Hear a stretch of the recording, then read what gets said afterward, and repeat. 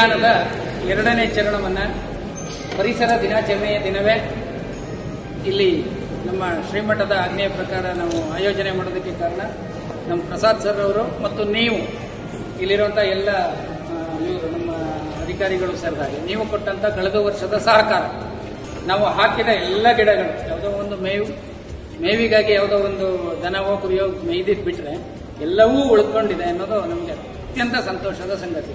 ಯಾಕೆಂದರೆ ಅದು ಉಳಿಬೇಕು, ಬೆಳಿಬೇಕು, ಮರವಾಗಬೇಕು ಅನ್ನೋ ಉದ್ದೇಶಕ್ಕೆ ನಾವು ನೆಡ್ತಾ ಇರೋದ್ರಿಂದ ತುಂಬ ಚೆನ್ನಾಗಿ ನಿಮ್ಮ ಸಹಕಾರದಿಂದ ಉಳಿದಿದೆ. ಇದಕ್ಕೆ ಕಾರಣ ನೀವು. ಹಾಗಾಗಿ ಇನ್ನಷ್ಟು ಸಂತೋಷದಿಂದ, ಇನ್ನಷ್ಟು ಖುಷಿಯಿಂದ ನಾವು ಇನ್ನಷ್ಟು ಗಿಡಗಳನ್ನೆಲ್ಲ ಹಾಕಬೇಕು ಅಂದ್ಕೊಂಡು ಬಂದಿದ್ದೀವಿ. ಹಾಗೆ ನಮ್ಮ ತೋಟಗಾರಿಕೆ ಇಲಾಖೆಯಿಂದ ಮೋಹನ್ ಸರ್ ಸಹ ಹಣ್ಣಿನ ಗಿಡಗಳನ್ನು, ಹಣ್ಣು ಕೊಡುವುದಕ್ಕಿಂತ ಹಣ್ಣಿನ ಗಿಡವನ್ನು ಕೊಡುವ ಕಾನ್ಸೆಪ್ಟ್ ತುಂಬ ಒಳ್ಳೆಯದು.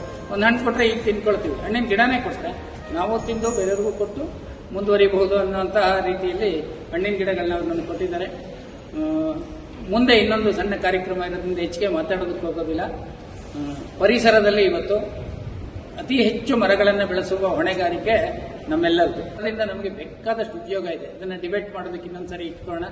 ಆ ಎಲ್ಲ ಉಪಯೋಗ ಅಂದರೆ ಅದು ಹಣ್ಣು ಕೊಡುತ್ತೆ, ನೆರಳು ಕೊಡುತ್ತೆ, ಆಕ್ಸಿಜನ್ ಕೊಡುತ್ತೆ, ಸಕಲ ಜೀವರಾಶಿಗಳಿಗೆ ಆಶ್ರಯ ಕೊಡುತ್ತೆ, ಪಶು ಪಕ್ಷಿಗಳು ಪ್ರಾಣಿಗಳಿಗೆಲ್ಲ ಅದು ಆಶ್ರಯದಾತ ಆಗಿದೆ.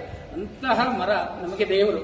ಹಾಗೆ ಅದನ್ನು ದೇವತರು ಅಂತ ಅಕ್ಕ ಮಹಾದೇವಿ ಕರೀತಾರೆ. ಅಂತಹ ದೇವತರವನ್ನು ನಾವು ಪ್ರತಿ ವರ್ಷ ಒಂದಷ್ಟು ನೆಟ್ಟು ಅದನ್ನೇ ಪೂಜೆ ಮಾಡೋದು. ಪೂಜೆ ಇನ್ನೇನಿಲ್ಲ, ನೀರು ಹಾಕೋದು. ಮರದ ಬಾಯಿ ಬೇರು ಎಂದು ಕೆಳಗೆ ನೀರಿರುತ್ತದೆ, ಮೇಲೆ ಪಲ್ಲವಿಸಿತು ನೋಡ. ಲಿಂಗದ ಬಾಯಿ ಜಿಂಗಮವೆಂದು ಸಕಲ ಪಡಿ ಪದಾರ್ಥಗಳನ್ನಿಟ್ಟರೆ ಬೇಡಿದ್ದ ನೀವ ಕೂಡಲ ಸಂಗಮ ದೇವ. ಅದ್ರ ಬಾಯಿ ಇದು. ಅದಕ್ಕೇನು ಕೇಳ್ತೀವಿ? ಒಂದು ಲೋಟ ನೀರು ಹಾಕ್ತೀವಿ ಅಷ್ಟೇ, ಅದೇನೆಲ್ಲ ಕೊಡುತ್ತೆ ನಮಗೆ. ಹಾಗಾಗಿ ನೀವು ಒಂದು ತೊಟ್ಟು ನೀರನ್ನು ಅದಕ್ಕೆ ಹಾಕಿ ಯಾವ ನೀರನ್ನು ವ್ಯರ್ಥ ಮಾಡಬೇಡಿ. ಹನಿಯನ್ನು ನೀರು ಇಂಪಾರ್ಟೆಂಟು. ನಮ್ಮ ಗಿಡಗಳೂ ಮುಖ್ಯ, ನಾವೂ ಮುಖ್ಯ, ನಮ್ಮ ತಂದೆ ತಾಯಿಯೂ ಮುಖ್ಯ, ಇಡೀ ಸಮಾಜವೂ ಮುಖ್ಯ. ನಾವೆಲ್ಲ ಆ ಜವಾಬ್ದಾರಿಯನ್ನು ಅರಿತುಕೊಳ್ಳುವಂಥದ್ದನ್ನ ಈ ಶ್ರೀಗಳ ಇದರಿಗೆ ನೀವು ನೆಟ್ಟ ಗಿಡಗಳನ್ನು